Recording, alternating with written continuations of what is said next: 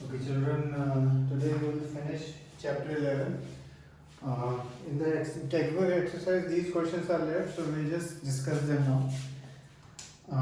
Question 1. We have done almost all the solving sums, only a few theoretical questions are left, which we are discussing now. Question 1. Look at the activities listed below. Reason out whether or not work is done in light of your understanding of the term work. और हमारे लिए work क्या है? Basically जो सबसे fundamental है, work is equal to force into S, F into S. And जैसे आपने वो जो 3 पेजेस हैं, 3 कंडीशंस है जो आपने पढ़ी हैं कि a closer look at the above situations reveals that 2 conditions needs to be satisfied for the work to be done. First is a force should act on an object, and second the object must be displaced. So these 2 things we have to keep in mind. So सबसे पहला है Suma is swimming in a pond, of course work is done.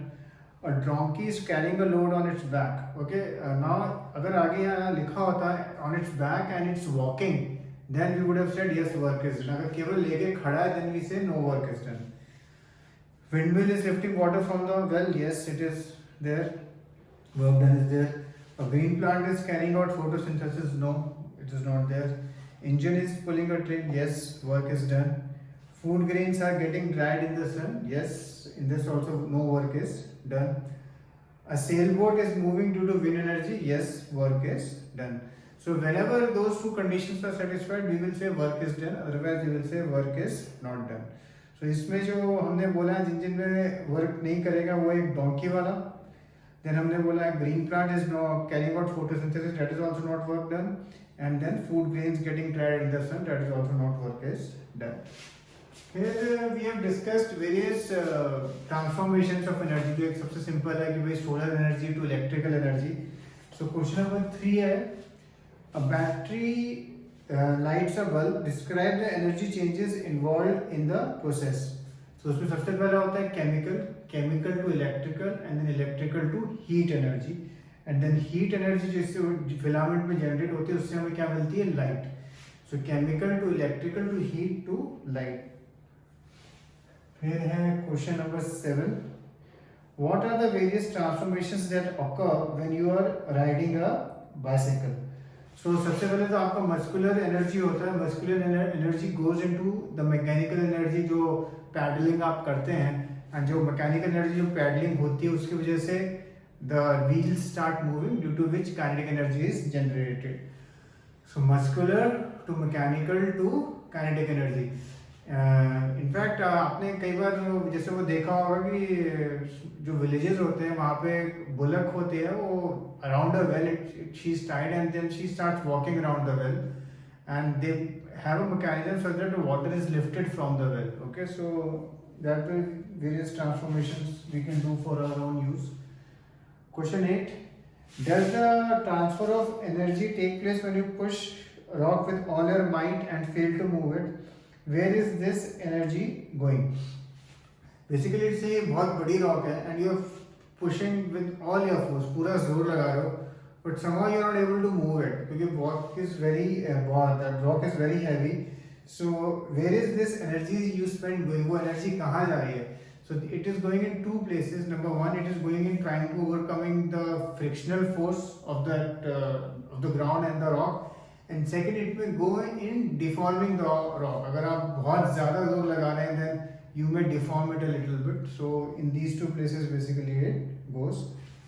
Then question number 12.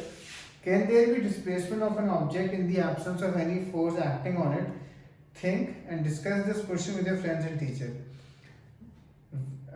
Technically yes, it is possible, but practically it is almost impossible because if you remember जो एक frictionless surface होता है उसमें अगर हम मानते हैं अगर कोई ऑब्जेक्ट चल रहा है यूनिफॉर्म मोशन पे, it will keep on going, it will never stop. But in this is possible, but of course to achieve this in practical terms is almost impossible because a frictionless surface does not exist. Okay, so वैसे इसका answer आप लिखेंगे yes, it is possible when an object is in uniform motion. But as I said, practically it is very difficult. Question 13. A person holds a bundle of hay over his head for 30 minutes and gets tired. Has he done some work or no? not justify your answer. No, he has not done any work because he's just standing there. If you would have been walking or something, then you would have said that, okay? Because there is no displacement. Then question number 15. Illustrate the law of conservation of energy by discussing the energy changes which occur when we draw a pendulum bob to one side and allow it to oscillate. Why does the bob eventually come to rest? What happens to its energy eventually? Is it a violation of the law of conservation of energy? Pendulum bob, आपने you must have seen, say magicians generally have it, or people use it for facilitating hypnotism. If somebody wants to get hypnotized, then वो bob लेते हैं and उसको ऐसे isolate करते रहते हैं, and you are supposed to concentrate on the bob. Okay, so basically suppose initially bob is at position A and उसमें it is at some height. आपको मालूम है पोटेंशियल एनर्जी का फॉर्मूला होता है mgh, so it is at some height. So at point A it is at some height and उसकी एक potential energy जो मैक्सिमम है. अभी वो स्टेशनरी है, सो इस स्टेज पे काइनेटिक एनर्जी जीरो है. काइनेटिक एनर्जी फिलहाल इट इज जीरो. तो जब पॉइंट ए पे होता है we leave it keep start going. जब वो एकदम यहाँ बी पे पहुंचता है पोजीशन पे जो एकदम नीचे की वाली है जिसमें हाइट ऑलमोस्ट जीरो है उसका in a sense, then potential kinetic energy maximum होती है उसकी, मैक्सिमम होती है. Then again it starts going ऐसे up towards the upside, and when it is going towards the upside again क्या होता है, kinetic energy decrease होती जाती है and potential energy is again at point C, and so this process keeps on repeating. ऐसे जाता है. So सबसे पहले क्वेश्चन जो है, does it violate law of conservation of energy? No, it does not violate law of conservation of energy, because as point A, as you can see, the potential energy is maximum but kinetic energy is zero or almost negligible, and when it moves transformation takes place.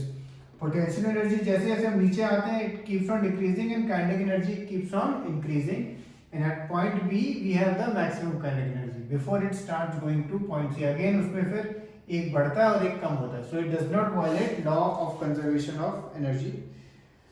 Why does the bob eventually come to rest? What happens to its energy eventually? After some time, अगर हमने बस एक बार उसको दिया force, it comes to rest. Why does it comes to rest? Because due to while overcoming the air की, जैसे हमें लगता है हम हाथ ऐसे ऐसे लगा रहे हैं, so there is no resistance, but air की होती है. So while overcoming the resistance of the air, so its energy gets expended, due to which it eventually comes to rest. And ये एनर्जी पे अगेन पूछा है what happens to its energy eventually. Again इसकी energy जो है it gets transformed, because एक तो air का फ्रिक्शन फोर्स को it is trying to overcome, and secondly there may be some sound, and because of the motion there may be some slight heat also generated. So in these 2-3 forms the energy gets transformed and eventually it will come to rest. Okay, eventually it will come to rest. So आपको initially आपको ये diagram बनाना है. Then you will write that at as seen in the diagram, at point A we have maximum potential energy, and then as it moves towards point B it has minimum potential energy or zero potential energy and maximum kinetic energy, and as it moves towards point C again it has maximum potential energy and negligible kinetic energy, and that's how the energy transformations are taking place, and this does not violate the law of conservation of energy. And then बाकी दो questions का भी फिर आपको answer लिख देना है कि why does the bob eventually come to rest and what happens to its energy eventually. Okay, so this is question number 15. और अब एक last question number 16. A mass of object of mass is moving with a constant velocity v. How much work should be done on the object in order to bring the object to rest? आपको object का मास m दिया है and velocity v दिया है. सो वैसे अगर हम work done निकालें तो क्या होता है, हाफ mv स्क्वायर. तो आपको बस यही लिखना है, in order to bring the object to rest we have to do work done equal to half mv square in the opposite direction. ठीक है, इस क्वेश्चन का आंसर कोई वैल्यूज में नहीं होगा, इन टर्म्स ऑफ सिंबल्स ही आएगा. ओके, आपको बस यही वाला लिखना. Okay, so write and finish all these questions. Cheers.